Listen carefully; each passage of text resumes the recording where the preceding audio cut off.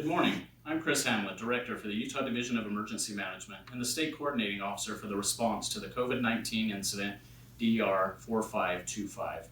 Thank you for taking time out of your busy schedules for this important message and to learn more about this important process. As you may know, on April 1st, Utah requested a major disaster declaration from the President of the United States. On April 4th, that request was approved. This declaration is the first of its kind where the entire state has been declared for a major disaster declaration through the Federal Emergency Management Agency, or FEMA. We're now getting questions about how to apply for assistance, and the webinar you're about to participate in will provide a roadmap for requesting reimbursement through FEMA's Public Assistance Program. We have activated the Recovery Branch of the State Emergency Operations Center to work closely with our FEMA partners to ensure a coordinated FEMA and state effort to assist your jurisdictions through this process. The Utah Division of Emergency Management is the state administrative agency for FEMA grant programs, and all applicants requesting reimbursement for COVID-19 expenditures will need to apply through the division. The Division of Emergency Management will guide you through the process of what is eligible for reimbursement through FEMA. I have directed my staff to get you timely information so that your communities can get the funding they need to recover from this disaster. On behalf of Governor Gary Herbert and Commissioner Jess Anderson of the Utah Department of Public Safety, thank you for your dedication and service to your communities. We're all in this together, and together we will get through this. Thank you. Right, good morning, and thank you, Director Hamlet, for the opening comments, and to all of you for taking time out of your busy schedules to be here. My name is Brad Bartholomew, and I am the Mitigation and Recovery Manager for the Utah Division of Emergency Management and the Recovery Lead for the COVID-19 disaster. Presenting with me today, also with Utah DEM, is Jana Wilkinson, Ember Herrick, and Eric Martineau. Welcome to the applicant's briefing for DR 4525, the major disaster declaration issued to the state of Utah in response to COVID-19. The President issued a major disaster declaration for Utah on April 4th, 2020, and FEMA assigns a number to every federally declared disaster. Utah's is 4525. The incident period began on January 20th, 2020 and is continuing. We will notify you when FEMA establishes an end date for this disaster.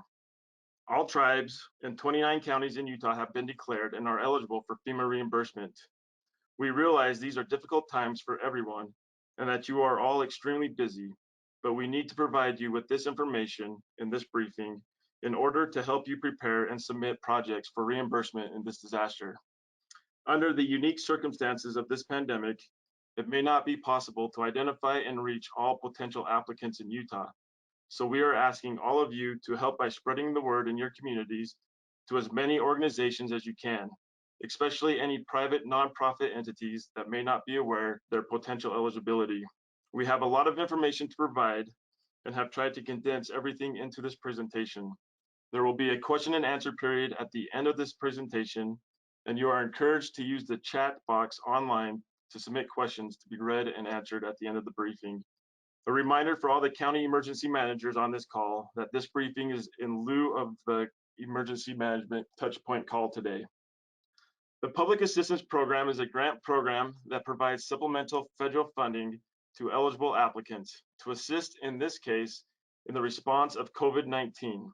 The PA program is based on reimbursement of costs incurred or expected to be incurred.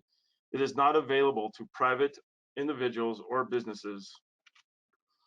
Public assistance cannot duplicate funding from other federal sources. Some activities may be eligible for funding through both FEMA and other federal agency funding sources for COVID-19, including the U.S. Department of Health and Human Services, Centers for Disease Control and Prevention, Office of the Assistant Secretary for Preparedness and Response, and or the Department of Justice, just to name a few. The applicant should not request funding for activities where the costs have been or will be claimed by other federal sources. We are suggesting you view FEMA PA as funding of last resort. Be strategic in how you cover your costs with federal funding. As many of you are new to the FEMA PA process, there might be a number of unfamiliar terms and acronyms. Don't hesitate to ask us to clarify what any of these are, as we often get lost in our acronyms. Some key terms to help us as we move through this presentation are recipients, which in this case is the Utah Division of Emergency Management, Applicants, who is anyone submitting a request for assistance for FEMA public assistance, and subrecipients, anyone receiving assistance for FEMA public assistance. You are an applicant as you apply and a subrecipient as you receive. We'll now go over the process overview of public assistance. For this unprecedented event, FEMA is using a modified delivery model in order to expedite the process and get much needed funds to the applicants as quickly as possible. We are at the first step in this process in conducting and recording this virtual applicant briefing, and we will cover the remaining steps in this presentation.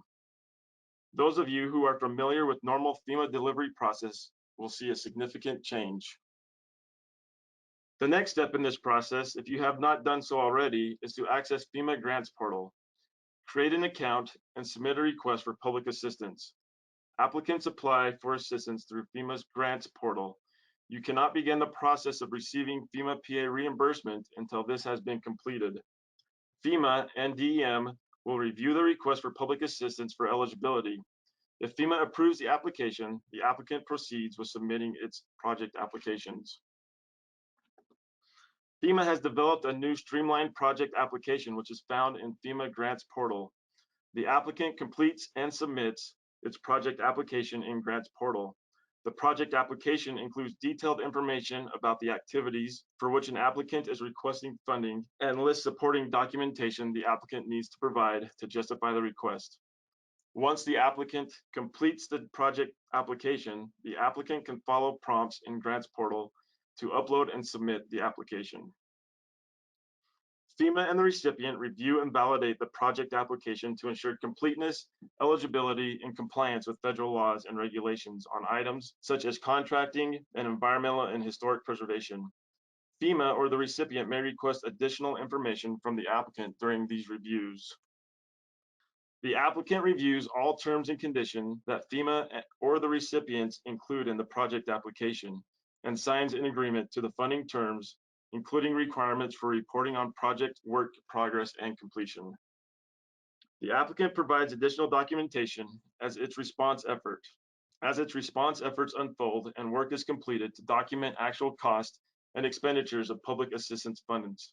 Upon completion of work, the applicant coordinates with the recipient to formally close projects. The applicant must retain records of all project-related documents. For anyone who has worked on a FEMA PA disaster before, forget everything. Not only is this the first time we have responded to a pandemic, FEMA has streamlined the process, and this will be the first time the state of Utah has used FEMA Grants Portal for a disaster. There are several advantages with Grants Portal, including only having to supply FEMA with your documentation once, knowing where in the process your project is and whose court it is in, as well as assisting in record keeping. For the COVID-19 declarations, applicants will have the ability to apply for assistance directly through FEMA's Grants Portal without the traditional calls or meetings required. Applicants will have the ability to fill out their applications and submit them through the Grants Portal. This, however, does not mean applicants are working directly with FEMA. The recipient will review all applications and project worksheets. The process will continue local, state, federal. All FEMA funding will come through Utah DEM. There are a number of guides to help with Grants Portal, including FEMA how-to videos. There is a Grants Portal hotline you can use to call for questions, or you can call Utah's Grants Portal guru, Eric Martineau. As of today, April 15th, 2020, FEMA Public Assistance is a 75-25 grant. The 25% local share cannot be other federal funding, nor does the state contribute to that. It can be hard or soft cash or in-kind contributions. With this said, Utah requested in our declaration, and other state governors have requested for 100% federal funds, federal share. There's also a request about the CARES Act funding if it can be used as match. These have not been answered. We will continue to move forward with the information we have, and that it continues to be a 75-25 match until we hear otherwise. While FEMA public assistance can cover many costs typically associated with a disaster, the President has only approved Category B work at this time. Category B, or CAT B, covers emergency protective measures. This is the first time a major federal disaster declaration has been declared for a medical event. and the first time an emergency protective measures have been eligible for reimbursement through the FEMA Public Assistance Program for a major disaster declaration based on medical pandemic event. Due to this unprecedented event, the state is working closely with FEMA to provide as much specific information as possible on what costs and activities are eligible. These discussions are ongoing, and we will continue to update you as things change through FEMA fact sheets on our website and FEMA's website. FEMA Region 8 has been very helpful during this response. We are holding calls twice a week with all Region 8 states to discuss questions and issues everyone is coming across. Many of these are the same across the region. If you have any questions on what is eligible that are not covered in this presentation or in any of the FEMA fact sheets, or if you need clarification on anything, contact us at the State Division of Emergency Management. And if we do not have an answer, Region 8 has been very responsive. This pyramid shows the tiers of eligibility. All 4 tiers must be eligible to obtain FEMA funding. We will cover all of these. In this disaster, there may be little to no facility costs, and I will cover this now. Facility is any publicly or private nonprofit owned building, works, system, or equipment. Facility requirements include damages must be caused by the event. It is the legal responsibility of the applicant. It is located in a declared county. It is in active use at the time of the emergency, and it is not under authority of any other federal agency, for example, HHS. To be eligible, a private nonprofit must own or operate a facility that provides an eligible service. For the pandemic, there may not be physical facilities involved, but costs may be comprised of services they provided to the public in response to COVID-19. Private nonprofits must show that they operate an eligible facility, such as a hospital or clinic, in order to be considered an eligible applicant. So eligible applicants within the state of Utah would be state governmental agencies, county governments, municipalities, cities, towns and townships, tribes, special service districts, and school districts. Private nonprofits, as mentioned by Brad, are one of the entities that we'll see in large number applying for these grants, and I am going to discuss those two on the next 2 slides. So to be an eligible private nonprofit, there's 2 categories that your services must fall into. A critical private nonprofit organization is one that provides critical services. So those would include things such as medical facilities, hospitals, custodial care facilities, education, and emergency facilities. So local EOCs, fire, ambulance, any of those would fall into a critical private nonprofit organization. The next slide will show essential, non-critical private nonprofit organizations. So they provide an essential but non-critical service to the community. Those include things such as community centers, childcare facilities, flood assistance, senior citizen centers, homeless shelters, performing arts facilities, and houses of worship. You can be an eligible facility and an eligible private nonprofit, but you also have to provide eligible work. A lot of private nonprofits provide multiple services. The work that you would be eligible for would fall into directly related to COVID-19 and would have to be the essential or critical service. If you provide childcare facilities, but then also provide other services in your private nonprofit that aren't considered critical or eligible, you would only be able to apply for reimbursement for the childcare portion of your services. If you have any questions about eligibility of a private nonprofit, you can reach out to us with those questions and we can let you know if those would qualify for reimbursement under the COVID-19 related expenses. So if you're a private nonprofit, you're required to submit additional documentation before FEMA can approve your request for public assistance in the grants portal system. So be prepared to provide your charter or bylaws, your tax exemption letter, articles of incorporation, and any other information you may be asked for. The questions to ask when identifying if work is eligible for FEMA reimbursement is this necessary to save and protect lives? And would we do this if there was no reimbursement coming from FEMA? Now, if you can answer yes to both of these questions, it's most likely eligible. Don't ever say, well, FEMA will pay for it, so let's do it. That's not the case. Applicants must clearly identify the work and how it is directly related to the COVID-19 event. The work must be necessary, it must be under your purview, your responsibility, and you must be doing it at the direction or guidance of public health officials.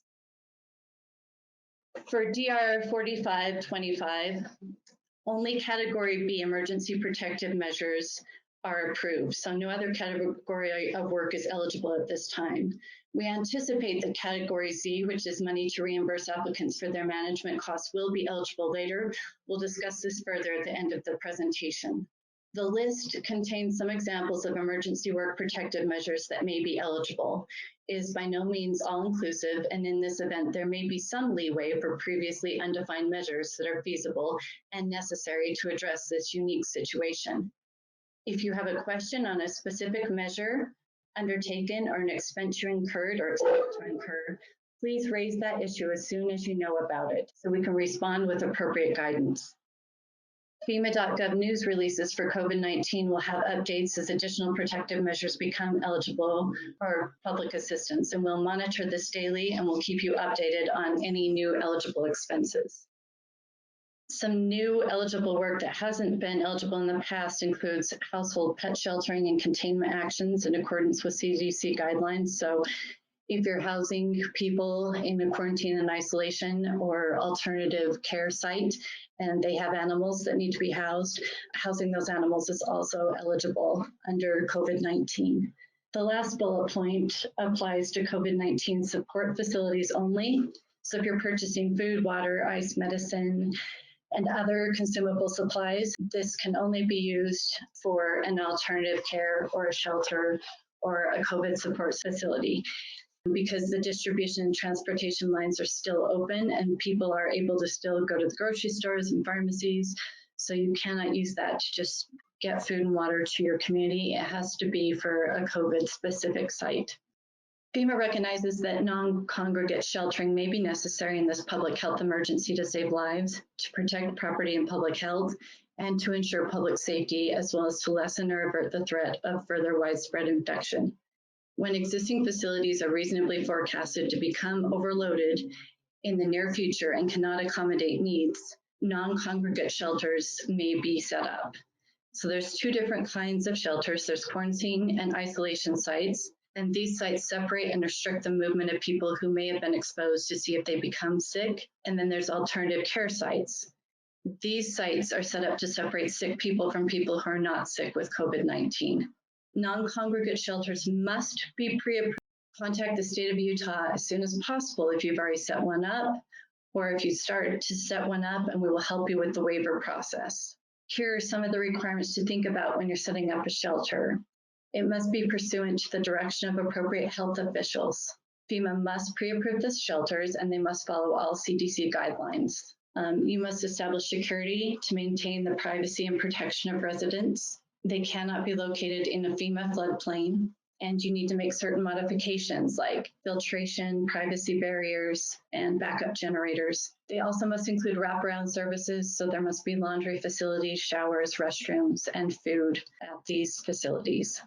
Provisions for those with access or functional needs need to be considered so that it accommodates everyone. In your lease with these contract facilities, you must have a termination clause for convenience, and support services like mental health counseling and case management are not eligible under public assistance, so keep that in mind. Please submit all information or questions to Tiffany Snowball. Her contact information is in this presentation. She's our liaison with Region 8, and she will help you get your site approved, and she'll be tracking all costs for reimbursement. The state of Utah has also compiled a 2-page fact sheet for locals setting up a quarantine and isolation site or an alternative care site, and Tiffany can provide you with that resource. To be eligible for reimbursement, costs must be incurred from eligible work and adequately documented. They are reduced by insurance proceeds or other credits. They must be authorized and permitted under federal, state, tribal, and local laws and regulations. Those are still in effect. And they must be consistent with your internal policies, regulations, and procedures. They must be necessary and reasonable to accomplish the work properly and efficiently. All applicants are responsible for providing documentation to demonstrate that the claim costs are reasonable. FEMA determines reasonable costs by evaluating whether the cost is recognized as necessary for the type of work. One example of this not being done well is with Hurricane Katrina. It happened clear back in 2005, and it is still an open disaster because of poor documentation that has slowed the reimbursement process. So we want to make sure that that doesn't happen in this case. Force account labor is a term that FEMA uses for your own in-house labor costs. So force account labor is employee annual salary or hourly rate of pay plus fringe benefits under emergency protective measures. Force account labor costs or for the applicant's employees, both full-time and those that may have been hired as temporary employees to address the COVID-19 situation. For permanent employees, only their overtime used as DR 4525 is eligible. Their regular work time is not eligible. But for temporary employees hired to work in this disaster, both regular and overtime costs are eligible. In addition, fringe benefit costs for eligible hours are also eligible, and you may be asked to calculate an average fringe benefit hourly rate for your employees. For all labor costs, you will be required to provide supporting documentation that includes employee name, their title, a timesheet, the work performed, the location where the work was performed, the dates and hours worked, and you need to separate overtime and regular time in that documentation. This is key to expediting your project through the reimbursement process. You must have signed timesheets in addition to Kronos or other time recording software records. Keep activity logs of tasks and accomplishments. You can do this by using your own spreadsheet, a notepad, or you can use FEMA's ICS 214 form to provide documentation. This is an activity tracker for FEMA reimbursement. It has all the fields that you need to fill out. So if you don't already have a system in place, use the ICS 214 form. Please upload your payroll and overtime policies in Grants Portal as soon as you can. Overtime will be paid based on your policy, and it may differ from one applicant to the next. Force account materials are those that you either use from your stock or purchase for use in this event. If you have invoices for your stock items, they can be used to establish costs, or you need to get 3 quotes from local vendors to establish costs. You do not have to replace the items taken from stock in order to submit your reimbursement to FEMA for the COVID-19 event. Keep in mind the items you purchase must meet all contracting and purchasing requirements and must be fully documented. FEMA is allowing for reasonable amount of supplies to be restocked. And equipment documentation. FEMA won't pay for standby time, so you need to carefully document the hours the equipment is actually in use. There are 2 rates for police cruisers, for example. There's the mileage rate when they're being driven around, as well as the equipment log necessary and different rates for hours when they're being used to barricade a street.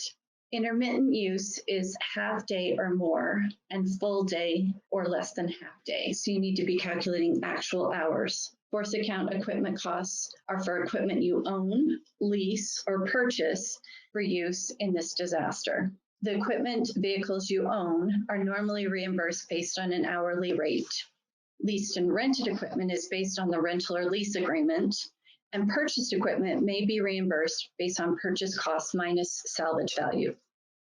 When claiming reimbursement on an hourly rate, FEMA allows credit for a full day work when the equipment is used for half a workday or more. For example, if you have a vehicle that transports medical equipment to a temporary medical facility, the equipment is then offloaded and used for 5 hours at the temporary facility. Then you load it back onto your vehicle and return it to its place of origin. The vehicle use is only eligible for the actual hours in transit to and from the site, but the equipment used at the facility for 5 hours is eligible for the entire workday because it was used for more than half of a day of regular work. Once again, we need to stress that documentation is key here. FEMA will want to know the type of equipment, including the size and capacity, the date, hours used, location, the purpose it was used for, the operator information and rate. Copies of logbooks may also be required. FEMA has cost codes establishing equipment rates, and these are normally used to reimburse equipment usage, but applicants can also use local rates if they're established prior to this event. So FEMA cost codes are normally more advantageous, except perhaps in high cost areas where local rates may be higher. Applicants can select the FEMA rates or their local rate, but it must be the same method used for all of their projects. It's important to document all of your contracts and their related expenses. Be sure to keep copies of invoices, the contracts themselves, any amendments, change orders, or task orders, proof of payment that you have paid the contract, and any other related procurement documentation.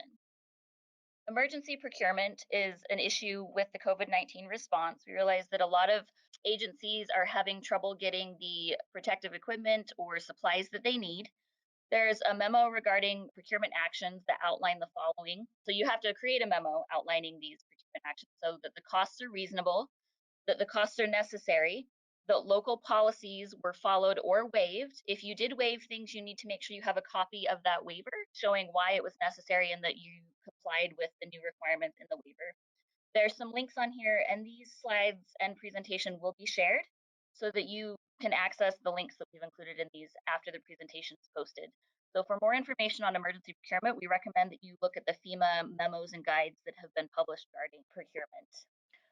Other issues related to contracting are types of contracts that you can enter into.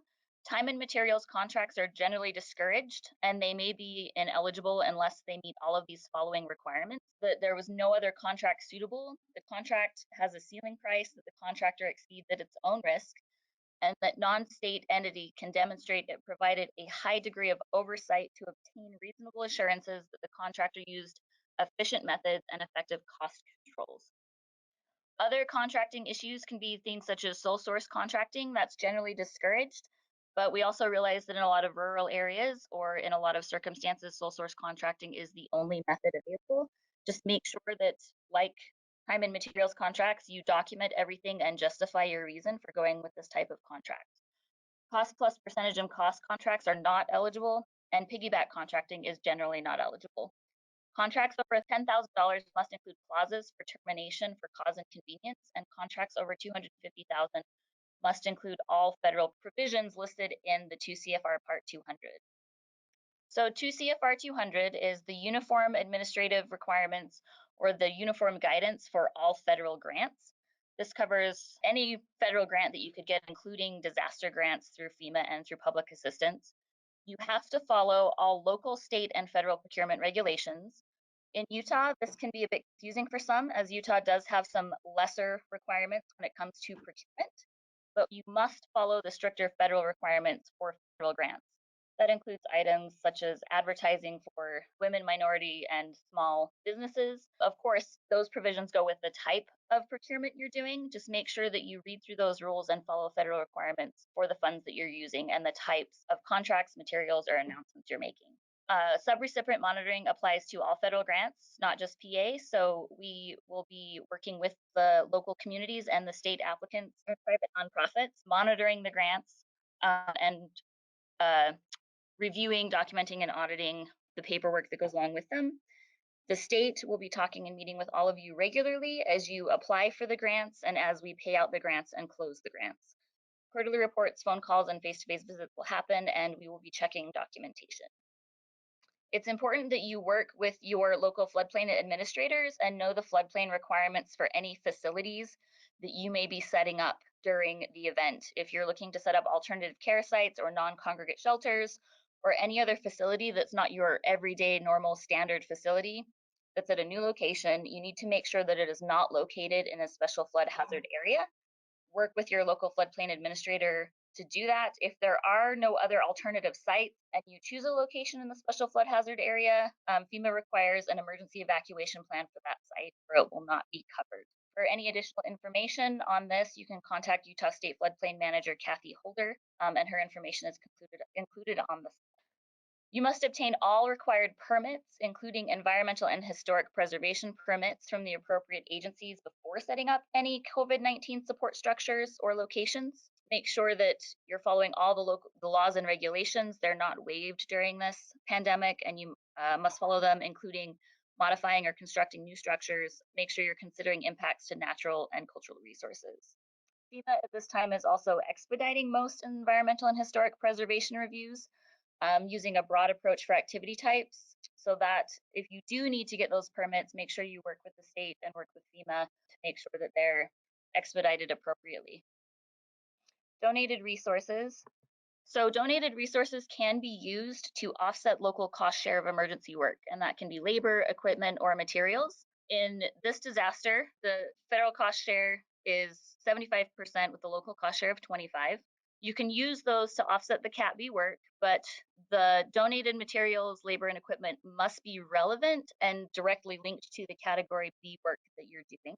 Create documentation for that. Make sure you categorize any volunteers, donated materials, and all of that. It's essential that we know on the materials who, what, when, where, and why. Volunteer labor rates are the same as similar paid employees within an applications organization or similar work done by a local paid organization. You can also use FEMA rates established for services and work during the disaster. All right, now we're going to talk a little bit about the applicant process. As Brad mentioned a little bit earlier on in the presentation. So currently you are in the applicant briefing. So it should be for those who have registered into grants portal and submitted a request for public assistance, you then become an applicant. If you have not done this already, then you need to go into request and register your organization in grants portal and submit a request for public assistance. In order to do that, you will need your DUNS number, which if you do not know what it is, in grants portal, you'll be able to find some information about how to find your DUNS number. If you are a private nonprofit, you will need to provide a little bit more documentation than other local jurisdictions, such as your IRS tax exempt status documentation, articles of incorporation, bylaws or charter, etc. If you have any questions about grants portal, you can contact me. And on the next slide, we'll go over a little bit on the grants portal information. So if you have not become an applicant currently, you can either go to grantee.fema.gov, and at the bottom there's a hyperlink that says register your organization and request public assistance. You can click on that and register your own organization, or you can email esf14recovery@utah.gov and ask to be requested into grants portal, and you will be sent an invitation to grants portal and then be able to submit your request for public assistance. All right, so once you become an applicant and you've submitted your request for public assistance, then you need to fill out the project application, or what they call the COVID-19 Streamlined Project Application. In order to do that, you'll see a menu bar on the left, upper left of your screen in grants portal, and you'll go to the second one from the bottom called Resources. You'll click on that, and then there's two ways to find it. The first one called COVID-19 Guidance you can click on, or the very last one called Forms and Templates. You can click on those, and then it'll open up where an option to pick this streamlined project application. FEMA did this to simplify the application process. And you'll look at it and you'll see it's 33 pages long, but it's very, very detailed. There's a lot of check boxes and things to make it really easy. So you'll click on that and download it, and it's a PDF fillable application. And then once you're completed with it, you will upload it to grants portal. And we'll walk you through a few of these just as you can see an example of what it looks like. All right, so here's the components of this project application. You can see there are 4 sections, and then there are 5 schedules, A, B, C, D, and E, Z. So the first 4, everyone will fill out the project application information, the scope of work, the cost and work status info, project certifications. For the following 4, A, B, C, and D, you would only be filling those out if your cost of activities is $131,100 or greater, depending on it, but you will not fill out all of them. So as you can see, the red lines, A, B, C, and then schedule EZ are where you'll do your cost estimate. So you would do one of those. We'll walk you through it. So the A would be if you wanted to request expedited funding. B is if you've already completed the work. C is in progress. And then D, if you meet that qualification of $131,100, you have a large project eligibility question. Then if you've done taxes, I think this is modeled after tax thing. You wonder if they pulled in some of these IRS employees that aren't working to help design this. Schedule EZ, so if you're under that threshold, you're going to be filling out Schedule EZ. So I'll just kind of quickly show you a few clips of what this looks like. So you can see Section 1 right here, Project Application Information. That's the entire Section 1. Those things right there. You'll notice it says FEMA PA code. When you are registered in the grants portal, when you look in your organization profile, you will have a unique FEMA PA code, and you will put that there. Section 2 is the scope of work, and it's essentially just a bunch of boxes that you're going to check for the activities that you would like to report on. Section 3 is the cost and work status information. And again, you see a bunch of the buttons that you can click, and it's pretty self-explanatory. You read the question and you click yes or no. Some you might have to fill out some information. Section 4, you're just going to do some certifying of things. And then here's just some examples of those schedules. So Schedule A is only if you want to do expedited funding, but it will require more work if you want that expedited funding. So you can see an example of Schedule B here. You read the description underneath, it says instructions. You can know if that's the schedule you should be filling out. There's one for Schedule Z, EZ. And so those are just some clips of what it will look like. And then there's one final page on page 33 is the contracts report page. All right, as you fill this out, be aware that it might require a lot of documentation as you fill this out. Some of the things, list of damages and emergency protective measures undertaken, your insurance, list of paid staff, their hours and dates and times, fringe benefit information, a list of equipment used, list of materials, copies of contracts, etc. If you do not provide all the documentation, you may not be fully reimbursed or reimbursed at all. So you need to provide that, and you can upload that in grants portal with your application, as we mentioned earlier. And showing some of the process here, you'll fill out your project application and then you'll upload it into grants portal. Then it will be sent to the Consolidated Resource Center, FEMA's thing, where FEMA specialists will process the application, review the documentation, make sure it is all there, develop scopes of work and cost estimates. Then a FEMA official will conduct the final project eligibility review.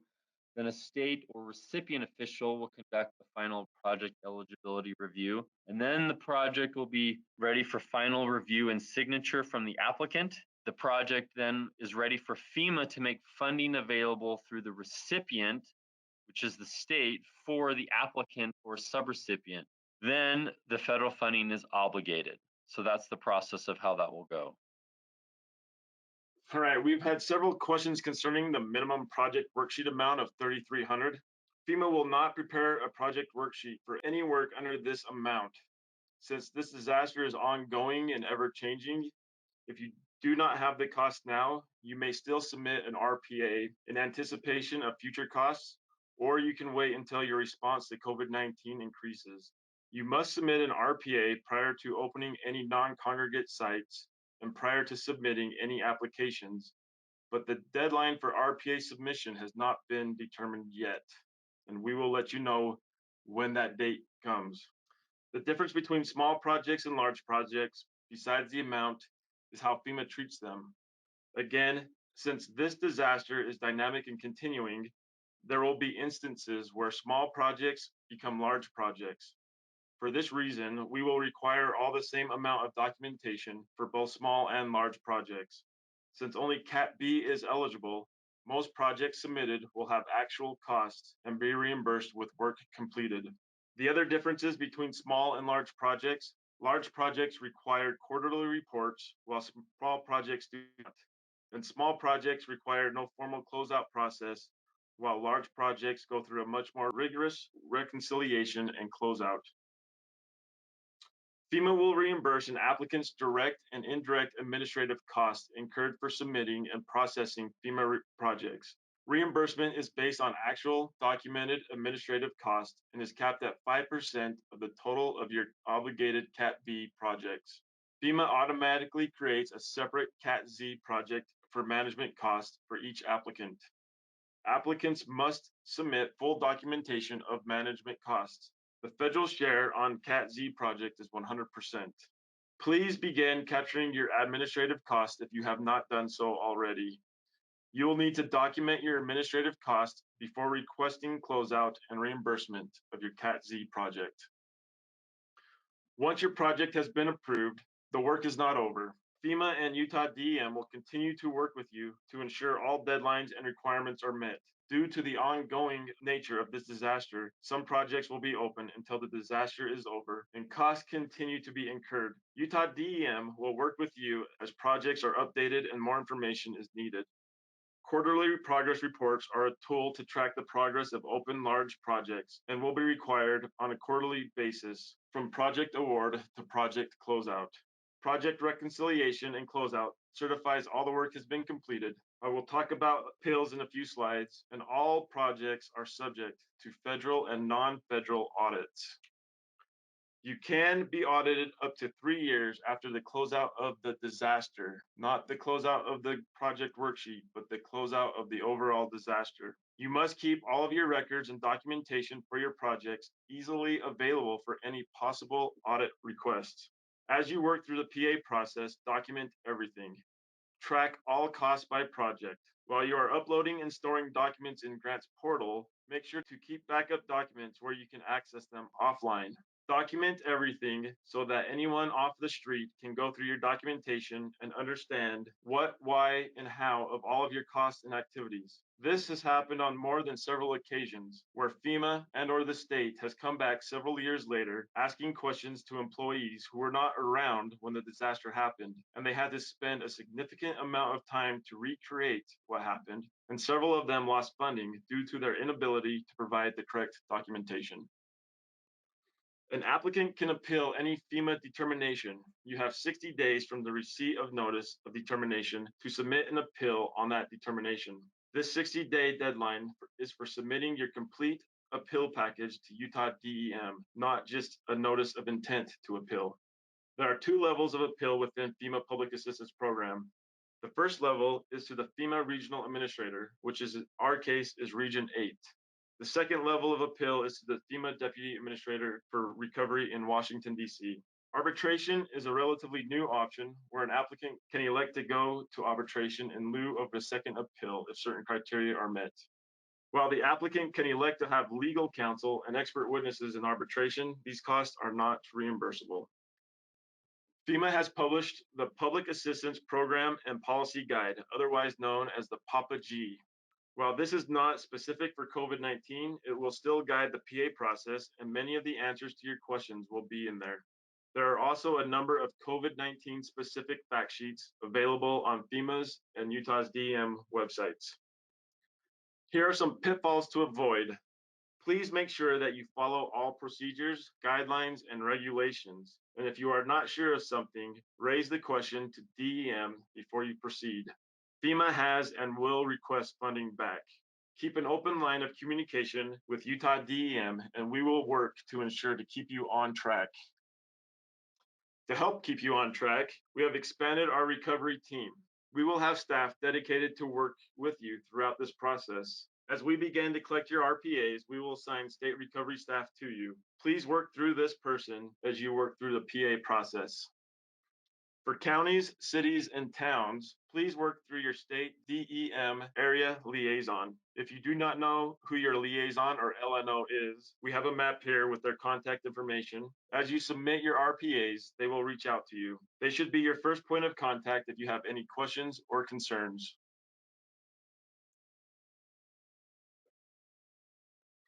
Thank you for spending the time to watch this important applicant's briefing. We have recorded this briefing and we'll add it to our website for you. We hope that it has been beneficial to you and eased any concerns you may have had.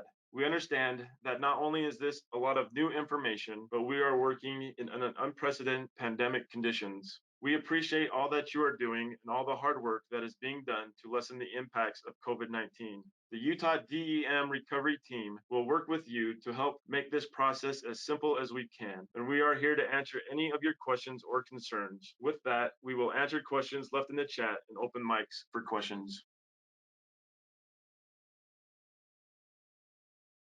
Okay, this is Peter Quittner. I just want to verify really quick, and I haven't been reading the comments, so I apologize if it's in there.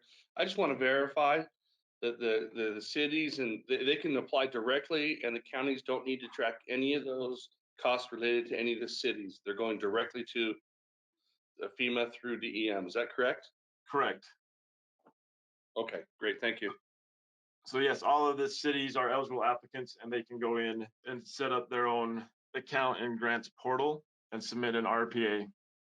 Any other questions out there? Yes, Brad, this is Doug Bitton, Lane City Emergency Manager. Just real quick, on the identification of emergency medical protective measures, emergency protective measures, is there going to be a defining list out there for, we just don't want to cross hairs with HHS, and just want to see if. Sorry, Doug, I think we lost you, but I think your question is geared toward maybe what HHS is going to cover and what FEMA will cover, and what medical equipment and supplies will be eligible. I believe that was the question. Yeah, that's the question. So a lot of it is going to be the same of eligibility. There's going to be a lot of crossover, and we just want to make sure that first you're looking for those federal funds that are 100% and using those first, because it's 100% instead, and you don't have to worry about covering the 25%. And then just make sure you document everything.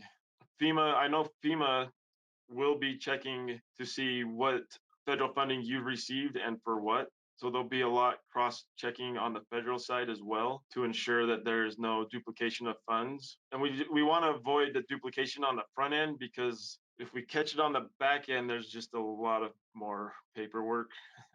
And depending on the situation, there could be a possibility of fraud or misuse of federal funds. So we want to make sure that we stay away from all of that as much as possible.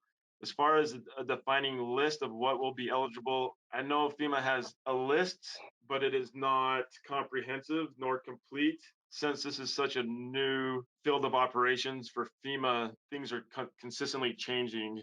We're doing our best to track all of the changes and to keep track of what is eligible and what is not.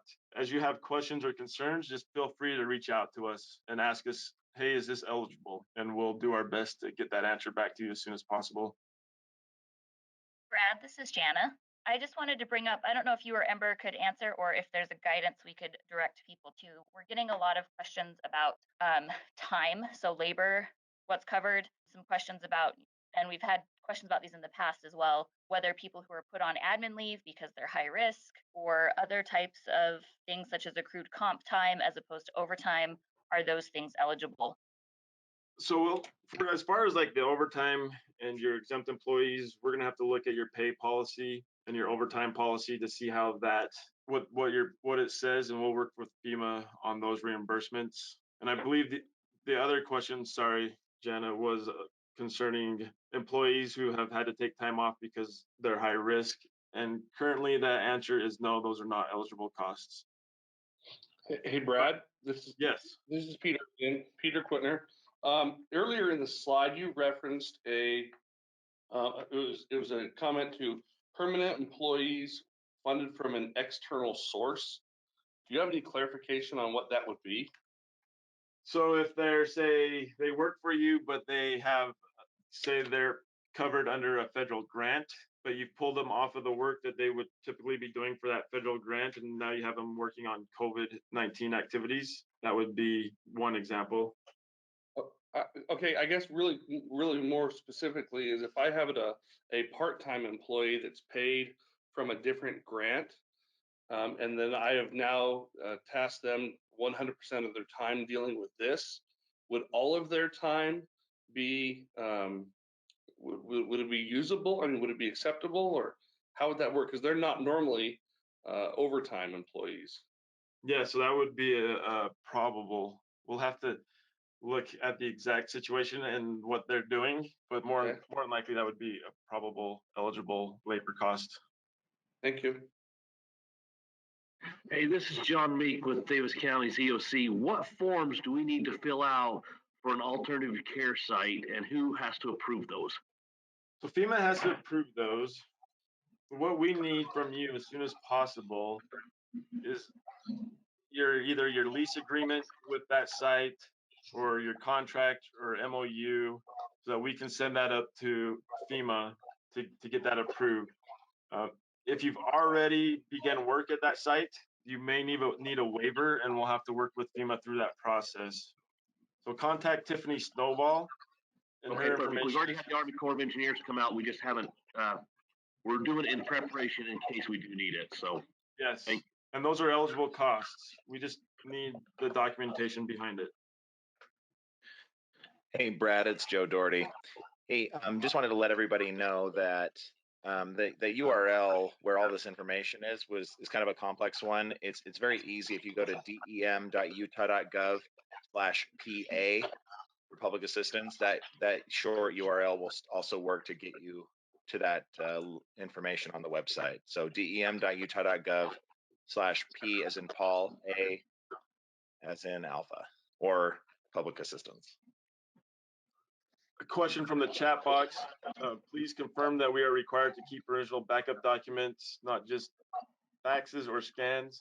FEMA would prefer, and I know most auditors would prefer, the originals. So do your best to keep those. If not, just make sure you keep whatever you have.